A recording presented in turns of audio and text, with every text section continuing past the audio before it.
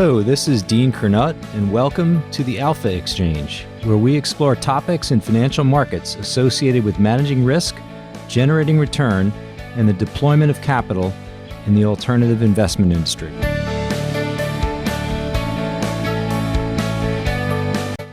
The flow desk, as it's often called on the sell side, is about repeatability and scale in the service of institutional clients. It's a competitive business with not a lot of margin for error, especially in a product like equity options, where being on the wrong side of a misbehaving Greek could spell trouble. With this in mind, it was great to welcome Ali Samadi, head of Flow Equity Derivative Sales at Nomura Securities International, to the podcast. Our conversation explores aspects of the salesperson-client interaction that make a relationship stick. Namely, Ali suggests that first and foremost, one must understand the client's objective and tailor the coverage experience accordingly. As a derivatives expert, he sees opportunities to utilize the volatility surface not just in the construction of trades, but also as a source of information, as it may provide clues as to where investor interest is concentrated. We also talk about addressing the inherent negative selection risk for a sell-side desk. This includes the inevitable need to manage client expectations on what size can be transacted at a given price, especially when markets turn illiquid as they did on August 5th. Lastly, we spend some time talking about training younger professionals, a pursuit Ali is passionate about. He believes the best way to help junior colleagues advance is to have them review trades in order to develop a sense as to what the right price is. Along with this, he encourages those in the early parts of their careers to diversify their skill sets, learning at least something about other products and asset classes. I hope you enjoy this episode of the Alpha Exchange, my conversation with Ali Samadi. My guest today on the Alpha Exchange is Ali Samadi. He is the head of Flow Derivative Sales at Nomura Securities International, and someone I've had the pleasure of knowing for more than 2 decades. Ali, it's great to have you on the Alpha Exchange. Thanks, Dean. I'm excited to do this. I'm looking forward to it as well. Lots to talk about. And of course, NSI, Nomura Securities, is my own professional start in the industry in and around 1991. I always remember the 10-year bond was yielding a skinny 8% back then amidst 3 or 4% inflation. So the times, they do change. So we'll have plenty to talk about. Why don't you first just kind of introduce your role and your desk? I think that'll provide a good background to dive into some of the topics we want to cover on the client business, on how to make a mark in terms of covering clients. So just give us a little bit of an introduction to Nomura's Flow Derivatives desk. Sure. On our desk, we cover a lot of institutions, primarily hedge funds. When Nomura first bought the rest of Lehman Brothers post-financial crisis, Barclays bought the U.S. operation, Nomura bought everything else, and they grew the U.S., especially in global markets, by hiring people from across the street to help build that out.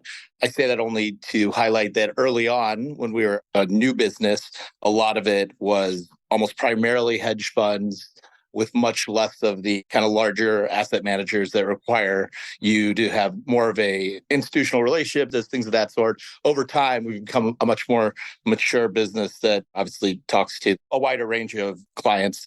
In terms of how we cover it, really depends on different customers look for different sorts of ideas, different sorts of coverage, and we try to tailor to whatever a particular client is looking for.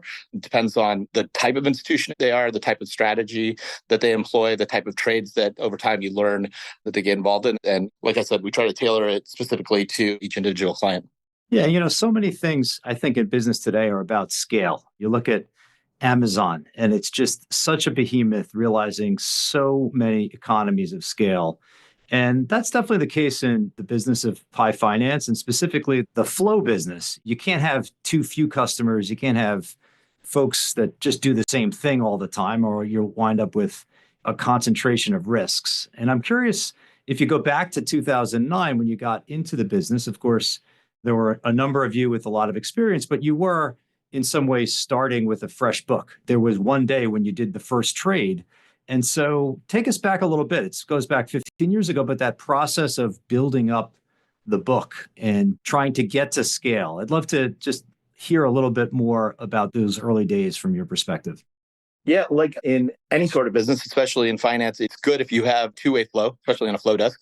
So having, in our world, buyers and sellers of volatility is helpful so that you don't have an outsized position one way or the other in general. When we first started, like I said, it was a lot of hedge funds, a lot of single manager hedge fund buyers of gamma, often in very large size.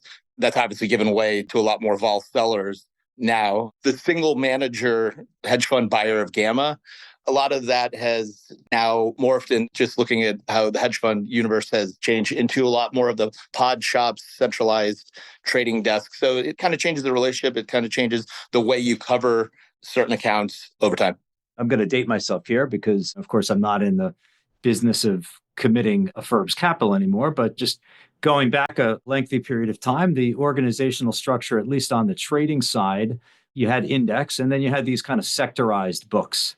And I just would love to get a better understanding of whether that's evolved and to what degree it's evolved. Take us through kind of the way in which a trading desk is organized now relative to back then.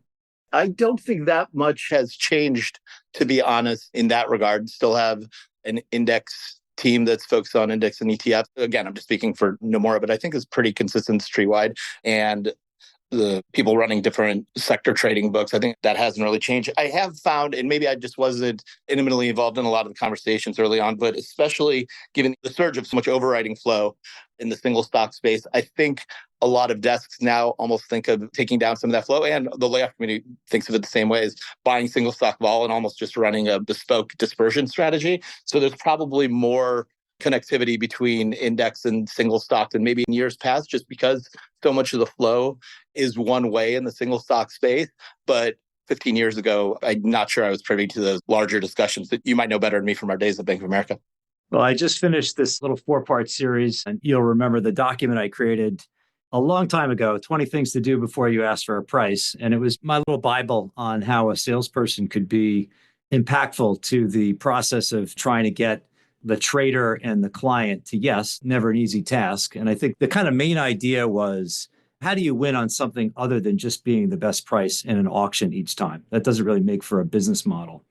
And so just broadly, I'd love to just hear your thoughts on the value that the sales team, the coverage team needs to deliver to the client base. What do you think that looks like? How has that evolved over time? Is that a function of the economic and financial cycle? Take us through how you think about the value proposition. First of all, that 20 things a salesperson should think of for agreeing on a price is a must read. Obviously, you just had it in a 4-part podcast, and now a must listen for everyone on my team. And I think it's pretty fantastic. Actually, one guy on my desk was like, this reminds me of something that you told us about 4 years ago when you had something similar. I'm like, no, it's the exact same thing. I stole it off to you. But just in terms of what value we try to deliver, I think in a broad sense, I think you just want to know your client. You want to know why they've chosen to do business with you. I'm not going to tell XYZ hedge fund that they should be bullish on the market or on a particular name. But if they are bullish on the market or on a particular name, then I could be scanning the vol surface for smart option structure to implement the macro or fundamental view. Or I could be dealing with accounts where they do care about your market call, and then you have to tailor your interaction accordingly. Our world is kind of figuring out what the vol surface should be priced and looking for ways where we could take advantage of it, either being able to source trades for our clients or just being prepared to facilitate these trades. But one thing that I think is somewhat underappreciated is the idea of the vol surface just as a source of information for clues of what other market participants think of potential future distributions. So if, say, there was like a big Feb put buyer and this resulted in downsized skew going bid. If I know a customer is involved in a particular name, whether from the HDS screen or an interest list, or they've traded the name with us, or they've traded similar names or whatever, I now can be prepared to discuss the name. And if they're looking for downside protection, but not a tail scenario, I'll be ready to discuss put spreads because of the bid to skew. If during the conversation I find out they're constructive on the name, I can suggest replacing stock into a bullish risk reversal because the vol surface could make for a more attractive way to play long delta. In both cases, the vol analysis is the same, but it's tailored to mesh with what the client wants to do. And sometimes the answer is to do nothing in option land and just remain in the underlying, and that's fine too. So give us a little bit more on that. So this idea of knowing the client probably applies to just about every industry. And in some ways, it just sounds like an easy thing to say, but it's not an easy thing to do. You meet a client initially on a specific day. You hadn't met them before. And then there's a process that comes about to as you said, get to know that client and where your products and content can be valuable. I'd love to just learn a little bit more how you think about that seasoning process where the relationship is built. Yeah, I mean, it starts with an initial conversation where you just try to learn as much as you can from an initial phone call. Like a lot of times the questions are, do you want to see flow? Do you want to see ideas? Do you want to see single stock? Do you want to see macro? Is less is more? Is more is more? And just over time, you start to develop a bit of a rapport with the client. You kind of know what they're looking for as they actually start trading you. You see the types of trades they're going to do. Maybe over time you figure out they're always buyers of all. They're always doing spreads. They're always overwriting, underwriting, whatever it is. And then for clients where it's not particularly clear off the bat what they want to do, sometimes you just need to be their eyes and ears for the stuff out there, like keeping track of all the options, selling strategies across structured notes, overwriters, underwriters, and ETFs with embedded option selling strategy, and highlight when these products can have an outside effect in the market, often dampening potential moves where dealers are stuffing long gamma, the levered ETFs where the effect's the opposite, which you talked at length about recently.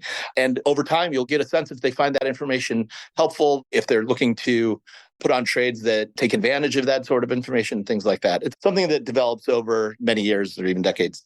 And I'm going back probably 2 decades, but I'll throw a compliment your way. We won't get too specific on the client, but I'm just recalling you effectively turned a couple of clients into layoff accounts just by really understanding how they thought about vol. And it's almost as if you understood how they thought about it more directly than they did. So it really does ring true, this idea of knowing the client. One of the things about our business, and again, I'm 15 years removed from the capital commitment side of things. And so many things have changed, right? I mean, back 20 years ago, you knew who did the trades. Now you don't really know. There's a print that goes up and it's really hard to kind of know who took it down. There's so much electronic trading, some of which is one-day trading. But there is still the proposition of loss, potentially large loss with regard to your client base. If you're a grocery store selling bananas, if you don't sell enough of them, maybe that's a problem, but you can't really lose too much money selling bananas. In our business, you really could wind up on the wrong side of things. And so what I'd love to start the conversation on is this idea of negative selection. It's a competitive business, and sometimes you're going to be on the wrong side of a trade. How do you think about, well, first of all, when we use the term negative selection, I'd love to just hear how you describe it. And then I'd love to hear about how you think about mitigating it on behalf of the trading team. Yeah, I mean, you touched upon this when you were going through your 20 things to think about before getting to a price. This idea of a winner's curse sometimes, especially when you're dealing with a client that might be checking 8 different people on an index order that's a pure auction format. Like we as a firm have decided we don't mind losing that. We do like to see it just in case we're axed. But this type of flow tends to trade what historically we would have said is the quote unquote wrong price, or often on the other side of mid-market or our value.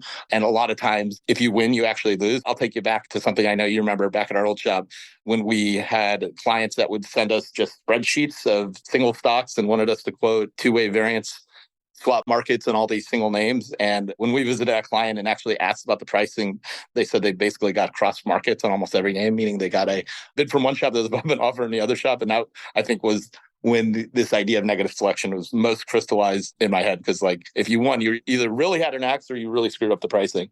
And then something that's a bit of a newer phenomenon, or I guess it's a phenomenon that's always been there, but because the advent of algos becoming so prevalent, it's gotten a lot worse from our side. When you're trading a high delta listed trade, where as soon as the trade is announced and you start sweeping the bettors electronically, the algos know to front run the stock ahead of you. So one way we've tried to mitigate this is do more such trades OTC so that we can control the delta hedge and not fight the algos. But that's not always possible. Might not happen as with us, for example. But it's definitely becoming more common to show an outright listed price and an outright OTC price that's just a little better to account for our view that the latter could help mitigate this risk. And like I said, in terms of the different types of negative selection, this is one that has really become worse from the sell side. Yeah, it seems like there's negative selection just in terms of the opening price. As you said, in some ways, the less transparent, more complicated the process, especially if it's an auction with a number of counterparties, you kind of lose by winning in some ways. There's other types of negative selection as well. You kind of talked about maybe getting front run on delta hedging. Another one, and just as you talked about this overriding flow, which I'd love to hear more about, but In some ways, if you're taking down vol, you obviously want it to be the right price, but the idea of that right price might be some incorporation of, well, how much more might be to come. And I think that in maybe it's large corporate trades, trying to understand sort of the totality of what's for sale, I think either at a given time or what's coming is an exercise as well. So I'd love to learn a little bit more as you think about the overwriting business. It sounds like that's very one way. Share some thoughts on that for us.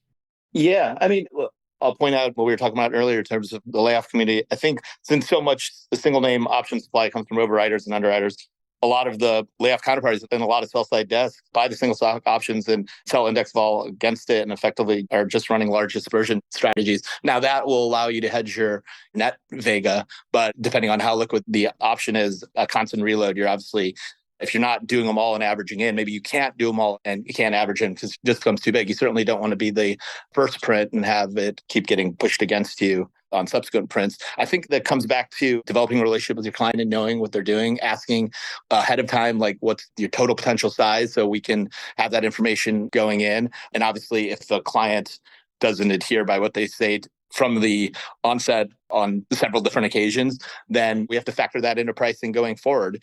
But hopefully you develop a good enough relationship with the client where they're upfront with you, they trust you with the information, they tell you what they're trying to do. And if the stock's going to sell off, maybe they're going to do more. If the stock goes up, maybe they're going to unwind, things of that nature. And over time, you figure out exactly what people are trying to do. How would you say client expectations have evolved over the years? In other words, for their top counterparties, what do you think clients are demanding and looking for specific to equity derivatives? So without repeating myself on the change in the type of trades, it used to be very large concentrated trades, especially like stock replacements, large put buyers, large equity positions. You don't see that quite as much as you did, or if that is happening, it's happening a lot more OTC than it once was. I think in terms of how tight the screens have gotten relative to like when we were working together at our old shop, a lot of times the expectations, if something used to be 20 cents wide, a couple thousand up, and now it's a nickel wide, 50 options up, you have to kind of guide the client to understanding that that best offer might be a 2-3 cents above mid, but the next offer or where liquidity comes, especially after the algos move the stock, is going to be a little bit higher. And hopefully they appreciate that and are willing to work with you in terms of price on much larger trades. And I think we touched on this a little bit, just the average duration of the flow. So zero DTE is a new thing. It doesn't seem to me, you tell me if this is correct or not, but it doesn't seem to me like a flow desk like Nomura is going to have a big presence in zero DTE. It seems to be totally computer to computer. I could be wrong, but they just seem to come and go very quickly, these trades. But it does also appear that the average time to expiration just has shortened over time. You just don't see a lot of 6 and 9 month paper. If someone trades a 3 month option, that almost seems rare these days. Yeah, I would agree with that a lot. With the one exception of being like, especially in some of the overriding programs, some of them are of a longer duration. And some institutions actually do these in the form of equity linked notes, or functionally just synthetic call overriding programs. But some of those are actually kind of longer duration, 12 months and above. In terms of the zero DTE stuff, we do not have customers that come in that are trading that stuff. I think we actually now do have a QIS strategy that just sells like 1 or 2 day 5 delta puts constantly, which I just found out about recently. So that's a relatively new development in our world. I do find it important to know about all this stuff because this affects how markets are going to react. And if you know that like the world is going to be stuffed with a lot of gamma and you see the market reacting a certain way at the end of the day, you want to be able to explain it to clients that aren't following a lot of the stuff. And as the strategies just continue to explode in terms of total notional and total gamma and vega that are being sold in the street, you do want to understand the market structure and what's going on to be able to explain it to people who aren't trading it, which in our world, in terms of like the clients we talk to, is basically everyone.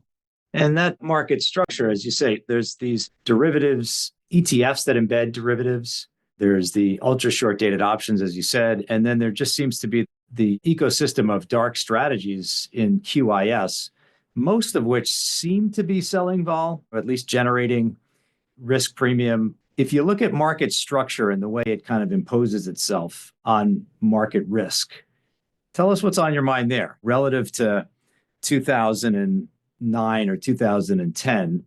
You have these gigantic stocks in the S&P.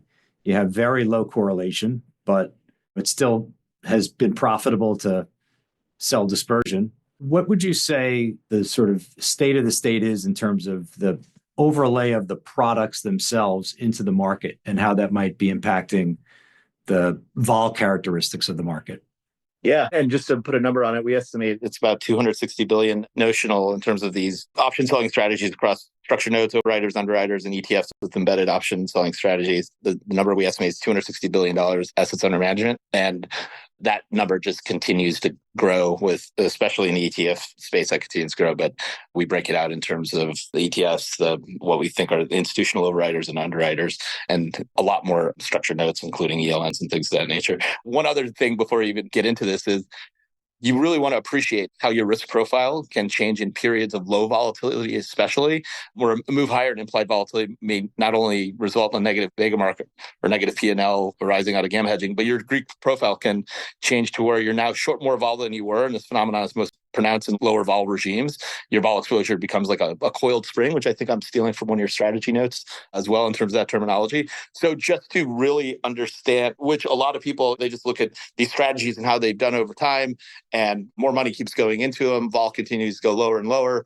The strategy continues to do well. More money goes into them. Vol continues to go lower. At some point, if this ever turns, the fact that there's a path dependency to all this, the fact that we've had such a long period of low volatility and the volatilities continue to get lower because more money has gone into these strategies, the effect that if it were to ever reverse will actually be a lot worse now than it would have if something would have happened 2 years ago. In a way, it's much like what happened with Volmageddon a few years back.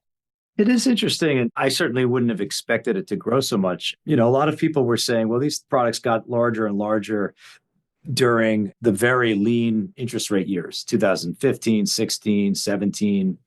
Your funds rate was down at zero. It got up to 1%, but nowhere near 5%. And it was argued, I thought it was a reasonable argument that, okay, you're selling vol even at low levels. VIX was pretty low, and even 15 and 16 obviously, and 17 super low. But they were sort of replacing bond yield, right? They were creating income where income didn't exist in the world. Well, now income does exist in the world, and these products have gotten bigger and bigger. Why do you think that is? Is it just they've made things so accessible to the man on the street via the ETF? Yeah, I really do think it's this explosion of financial innovation, and I'll put quotes around financial innovation, that have made it very accessible. And just this idea of like all of these strategies have just backtest so well that you go on Yahoo Finance or a blog or look on Twitter, and how do you argue with the performance? More money goes into it, continues to drive down volatility, continues to backtest well, and just the feedback loop you've been talking about in different areas, I think definitely applies here as well. So Nomura is a very large firm. It's obviously a Japanese entity with a global footprint. I'd love to just get a better understanding of how the equity derivatives flow desk interacts with perhaps other desks, whether it's in other asset classes, in other regions. What can you share with us on that front? Yeah, I mean, we talk pretty regularly with our counterparts, especially in Asia. We work very hand in hand with our Delta One franchise, because a lot of clients, especially if they're trading OTC, they kind of want as seamless a experience as possible. And if they have certain things that are on swap that they need to trade options around it, the more that we can work together with them, so the customer doesn't have to have two conversations and figure out things with two different teams of credit and things of that nature. We have a pretty large activist and corporate derivatives team that a lot of times, if someone comes in to do a trade that's going to get us over certain threshold limits in terms of reporting, I'll just be like, let me stop the conversation right here. Let me introduce you to people upstairs that if they want to look at interesting ways to put on large positions, whether they're going to plan on going activist or not. Again, you kind of know when it's for you and when it's for someone else at the firm to do anything. And then, of course, every other asset class, if you can make an introduction to someone in FX, if you make an introduction to someone on our outstanding rates team, you do that and hope that that goes well for them as well. You and I have talked over the years on some of the, I just call them light exotic trades. Occasionally, it might fill a risk hole in someone's portfolio, assuming that the frictions that get introduced aren't too great. You and I have talked about rate contingent puts, worst of options. I know in Japan, you guys were active in things like Nikkei yen options. Anything you can share just in terms of how that stuff, the light exotic space, does that make its way into things you're looking at right now? So taking a step back, there are three components that kind of drive the price of the type of products that you're referring to. It's usually the vol of one asset, the vol of the other, and the correlation between the two. And depending on the product that we're talking about, positive correlation could make the structure cheaper or it could make it more expensive. It's this latter correlation component that's often being driven by the axes that come off structured product tests that you can take advantage of if you want to play the opposite correlation. Just look at how the correlation between TLT and spiders, meaning equities and rates, has changed over time.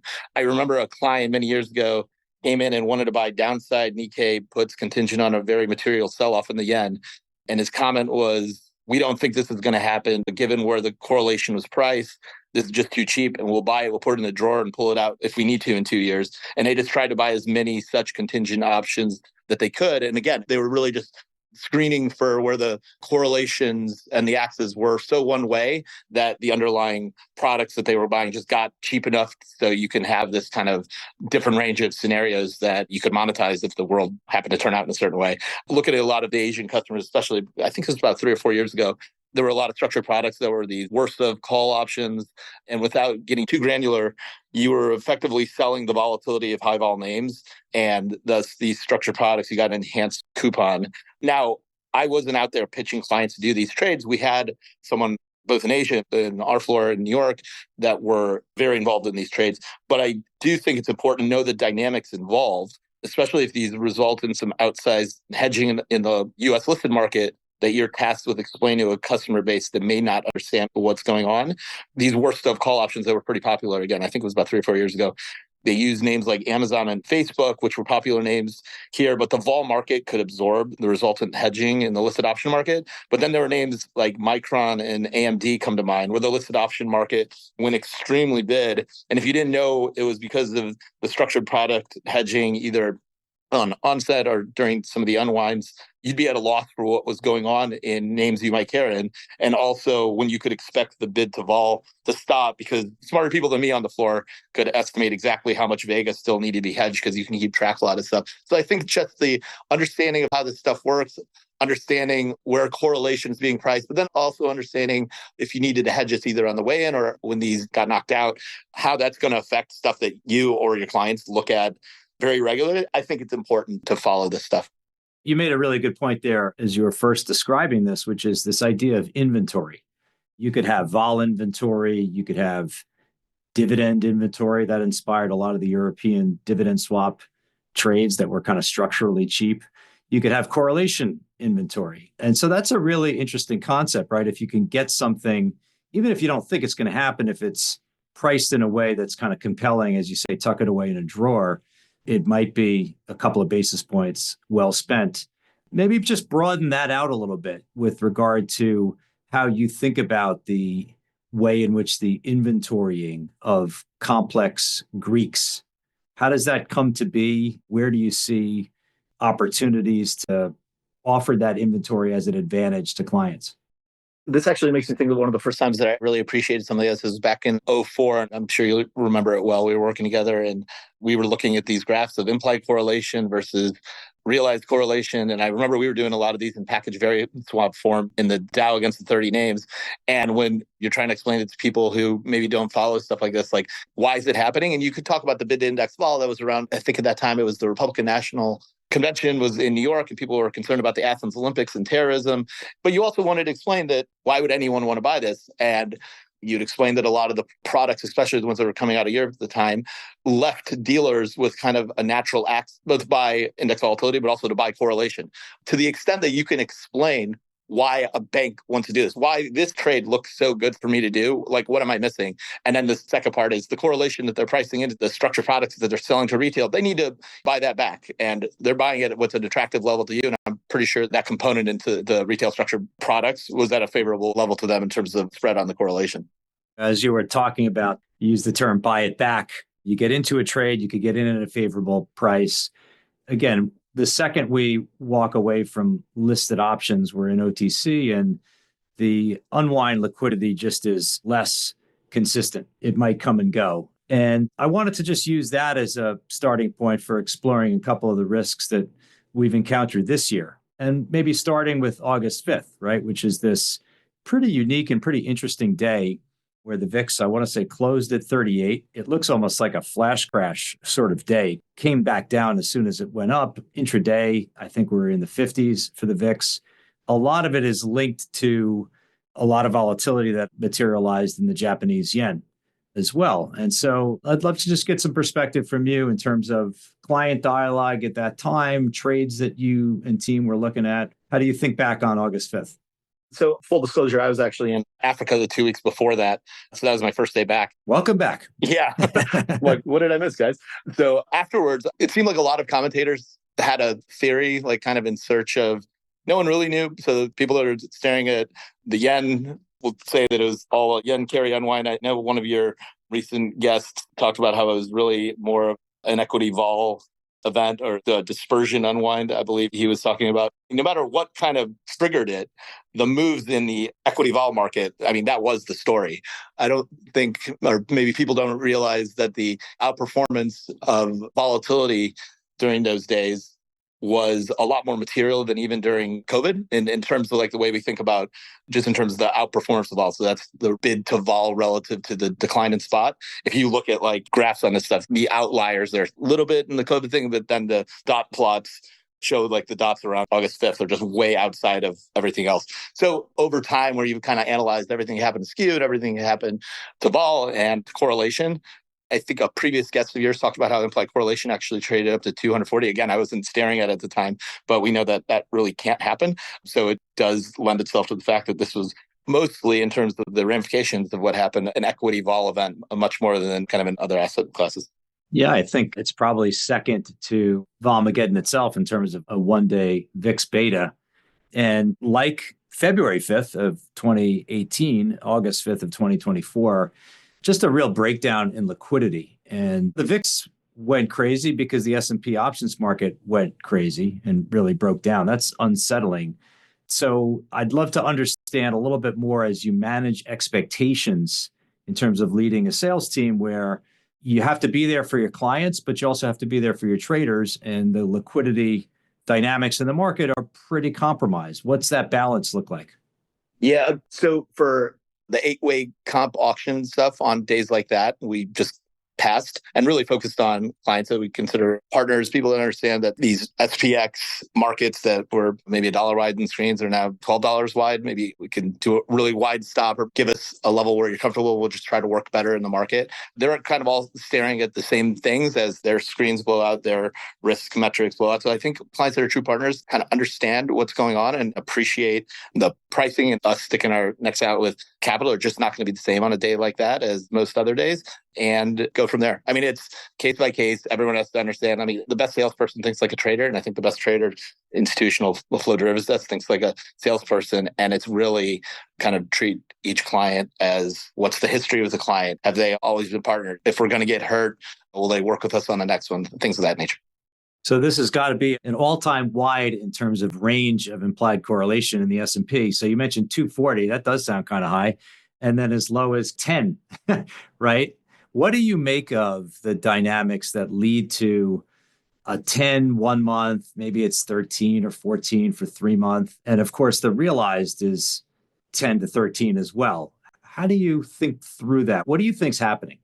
Well, like I said, with a lot of the overriding and underwriting flow and the synthetic option selling strategies, that's just driving down single stock volatility. And the people that are buying it, I think, are selling index against it. Like I said, running effectively like a short dispersion strategy, a short correlation strategy. So I think as that flow just continue to ramp up and more assets under management of these strategies and more large institutions are selling puts, selling calls against their long and short positions, just driving it without really thinking about, hey, is this like an attractive vol sale? But this is their mandate. They just continue to do it. And as people sold index against it, that just continued to drive down the implied correlation and also led to a lot of decline in realized correlation as well. Because as people were hedging their kind of long single stock options tended to mute a lot of that volatility. And so when you calculate realized correlation, putting it all together, it's going to decrease realized correlation as well. So no one wants to spend money on insurance, even if it's cheap. You don't want to keep spending money on insurance if there's no payoff to it. And it feels to me like we're mired in one of those circumstances. So what's the dialogue like with clients that are confronting pretty incredible Sharpe ratios on a lot of equity type assets, very cheap hedging costs? What does that look like as we round out the year? How do those conversations sound?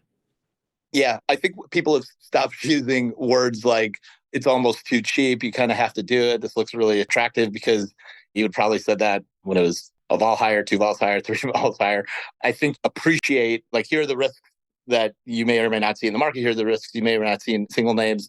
This looks very attractive from any sort of historical implied volatility. But then you couch it with, granted, it could obviously go lower, but in terms of you're going to spend X amount of basis points to not miss that upside rally. You're going to spend X amount of basis points to protect yourself into the new year as the new administration goes after a certain sector. I think those conversations just need to be couched with, I'm pitching you this because I think it looks cheap and it affords you good protection. But I understand that I would have probably said the same thing 4 months ago and you would have made no money. So I just think it's a change in the tone of the conversation and maybe the verbiage you'd use. And they would probably appreciate and understand they're looking at the same thing.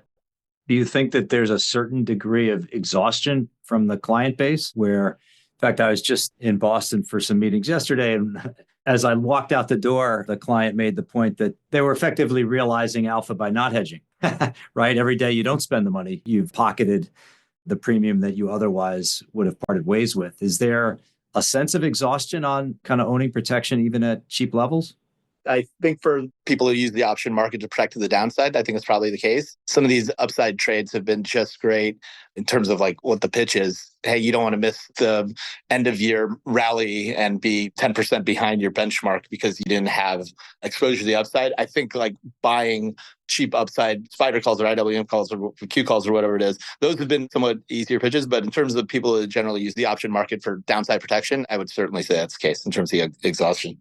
2 weeks left roughly till the end of the year, and we're sitting here staring right at the money at the big 40,000 lot sitting there in the, I think it's the 60.55 strike as part of the put spread collar. Seems like we wind up at this call strike regularly.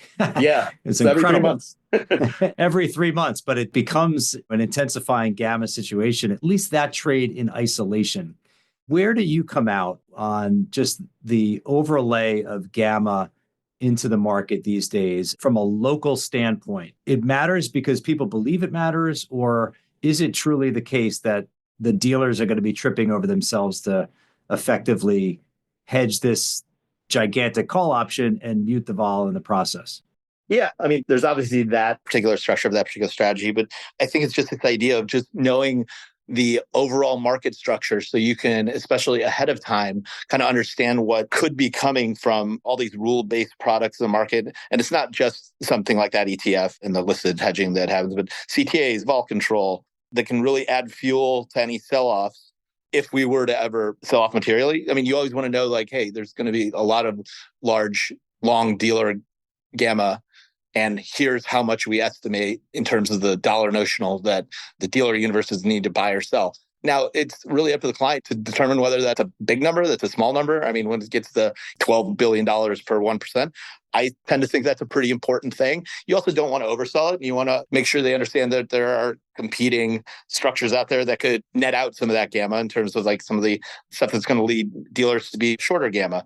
So we try to follow all of them. We try to follow the effect of the overall market structure by translating them into gamma profiles, and especially to people that aren't in tune with the Greeks, as we are, just the potential notional to buy or sell for different scenarios. And they can decide for themselves whether it's significant. We have a team at Nomura led by Charlie McElligott, so I think is as good as any on the street following these. So we try to put it all together. I actually remember, this is an aside, I remember doing a dinner with friends back in, this is right before the COVID shut the world down. It was late February 2020.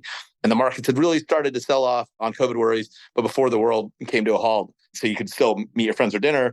And a buddy who worked primarily in structured credit, major hedge fund, comes in and didn't even say hello. The first words out of his mouth were, quote, "Someone explain to me what synthetic short gamma is." And so it's up for a salesperson to really try to explain what's going on in the market.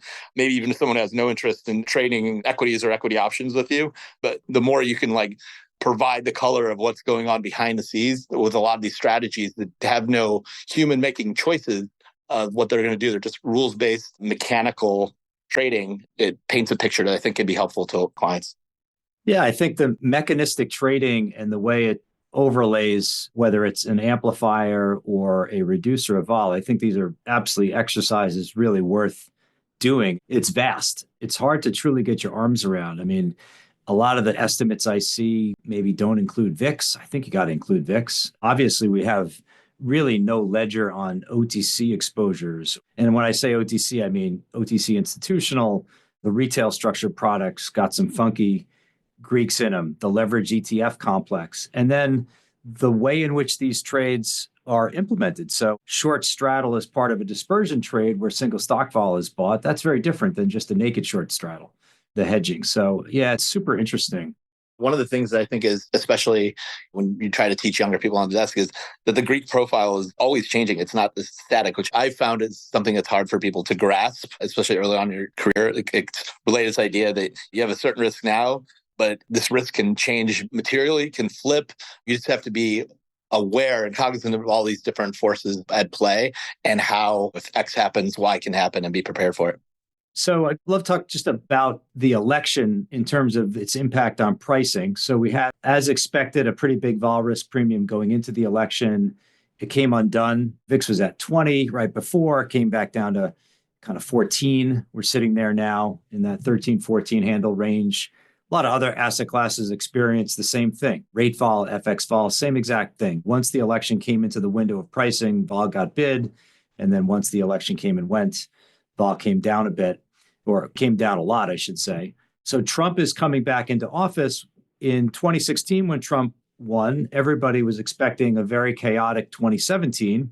We all know that didn't happen. It was one of the lowest vol years in the last 50, I think, in the equity market. When you think about the risks, maybe I say a little bit differently, the vol catalysts for 2025, I know you follow global affairs quite closely, US politics, geopolitics. We've talked a lot about the products themselves that exist within the market. What are some of the things both on your radar and then the things you pick up with regard to how clients prioritize risk? What are some of the things that are part of those conversations? Yeah. So, I mean, I would break it up in a couple different buckets. I mean, you have, in terms of global geopolitical, that type of risk that could cause like a systematic shock to markets.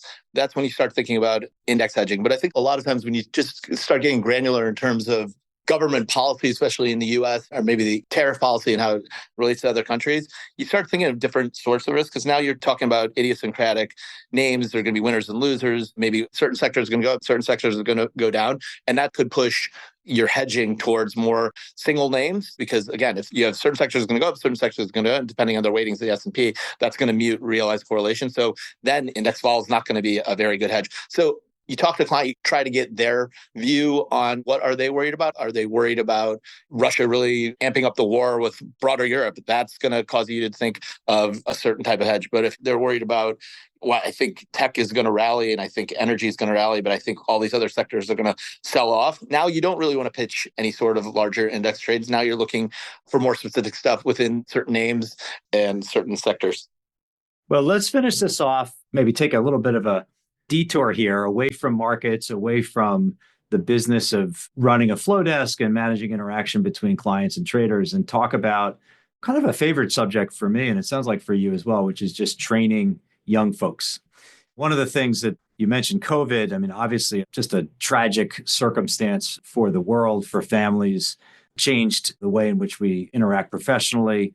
It was especially difficult for, I think, the sell side, because we thrive on client interaction. And then within the sell side, I think really, really challenging for young folks coming up on a desk and just not having the opportunity to learn by listening, just be kind of a fly on the wall in different situations or attending a dinner. And so I'd love to learn just how your team thinks about bringing in new folks into the business, the process of training them to make them ultimately effective people on the team. I could not agree more in terms of COVID, because the model of our business is that of an apprenticeship model. And if we, before COVID, said, follow trades as they're going along, over time, try to develop an idea of what you think the right price is. Just listen. Don't ask right away. Maybe wait for a dull moment or wait for after 4 p.m. Pull up the trade, have a view of what you think the right price is, and just be prepared for questions. And one of the tragedies of COVID is you really couldn't do that. You couldn't just sit at work and observe and take in what's going on around you and ask questions later, because now it could just be a senior salesperson, a senior trader just talking from their respective homes. Obviously mentorship and training is something that I've really been involved with throughout a lot of my career. I tend to like to bring up trades from the past that even if it's slow, I'm like, hey, here's the trade, whether it's in the form of a little quiz or be like, hey, what are the things that we need to think about? Can you believe that this is what happens?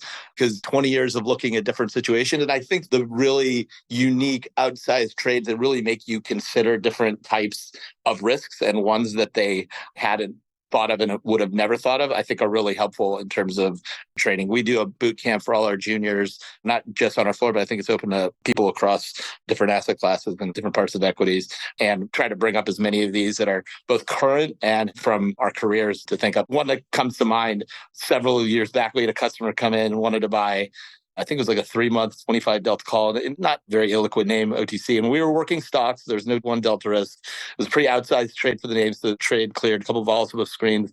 We decided to buy some at the money vol from the vol layup community, and we'd be left with something effectively like a 1x2 call spread.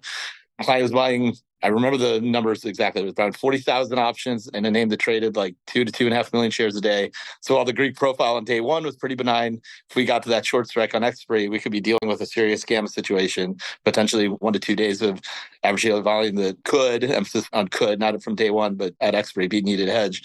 But what even made this trade more interesting was the stock was drifting towards a strike. It was above it and was going lower. And a couple of days before expiry, the client indicated they would probably be exercising, even if it was 2, 3, 4% out of the money, because they just wanted the exposure and thought it could take more room than that for them to buy back 4 million shares. That was a fun conversation with our risk managers, because we're going into expiry long 4 million shares, where Black-Scholes says we should probably be long 100,000 shares or something thereabouts. And you have to really have developed trust between yourself and the client that they're going to do what they said they're going to do in contra exercise, because otherwise you could come in on Monday with a $200 million delta position. And it's examples like that I think really, you see the day-to-day constant flow, and you get a sense of liquidity, you get a sense of option liquidity, stock liquidity. But when it's these kind of unique, esoteric trades that people, I think, kind of expand how they think about volatility and unique risks that you have to think about. And since they're not going to be involved in a lot of those trades, you want to bring them up as much as possible so that they do get an idea of how to think about this. That's a great example. And I think it's in the realm of the holes in Black-Scholes, right? Black-Scholes, neat and tidy model, but it lives in a world of infinite liquidity. So the market's never a problem. Your size is the market size no matter what. And certainly that's not really the case. That's a great example. Another one was one of the first strategy pieces that I read of yours. I want to say, I think you were writing most of them back at our old shop, is that the Microsoft employee option program, where I think it was JP Morgan was effectively bidding all Microsoft employees for their stock options. And now, even though this was Microsoft, the sheer amount of Vega involved here was just outside the vol market. And if memory serves me well, they were bidding something like low 30s blended vol. And at the very end, they were selling Microsoft variants around 15 when they were just trying to close down the exposure. And I remember reading this and I'm like, well, this doesn't sound like what I've learned so far, just kind of watching the desk. But it was an early lesson of outsized risk. And it illustrates something that I always try to stress, that anytime there's a situation where there's a buyer of optionality that's hedging versus a seller that's not hedging, or that could be relevant. Or if there's a seller of optionality that's hedging and a buyer's not hedging, that could be relevant. And you try to put it all together in a way to try to explain things we see. And when the size gets big enough, we tell a story that may be relevant to a client's investment process, but it's also just helpful in terms of juniors learning things like this, because that's not something that you would have ever expected, especially in a name like Microsoft from that example. So we live in a world where an understanding of how to code stuff up is almost table stakes these days, Python and so forth. But a lot of the flow derivatives role is just having a keen understanding of the client base and how to intermediate between the trader and the client. But with regard to how you think about the skill set that's needed, what likely leads to success, how might that have changed over the past decade or so? I mean, I studied Fortran when I was doing my biomedical engineering degree back at Duke. So that shows you how long ago it was.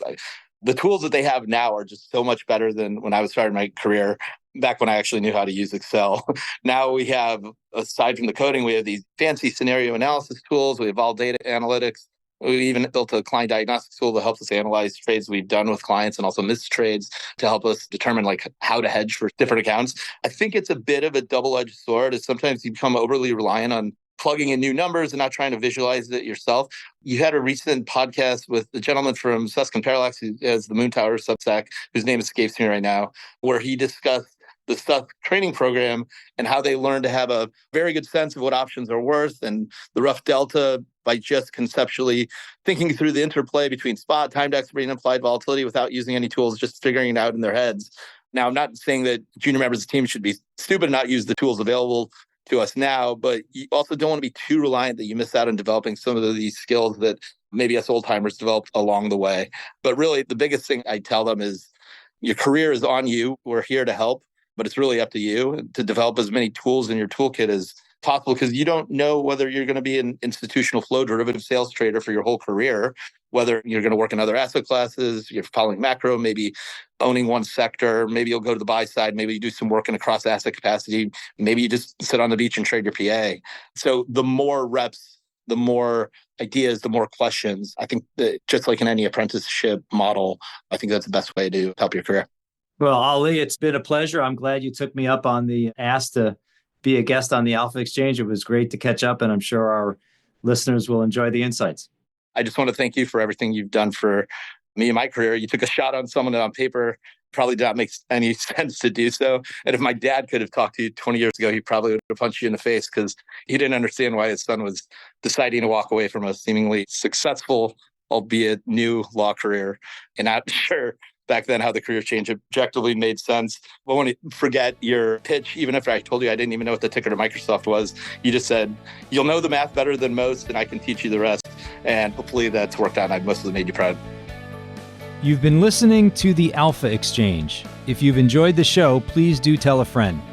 And before we leave, I wanted to invite you to drop us some feedback, as we aim to utilize these conversations to contribute to the investment community's understanding of risk. Your input is valuable and provides direction on where we should focus. Please email us at feedback@alphaexchangepodcast.com. Thanks again, and catch you next time.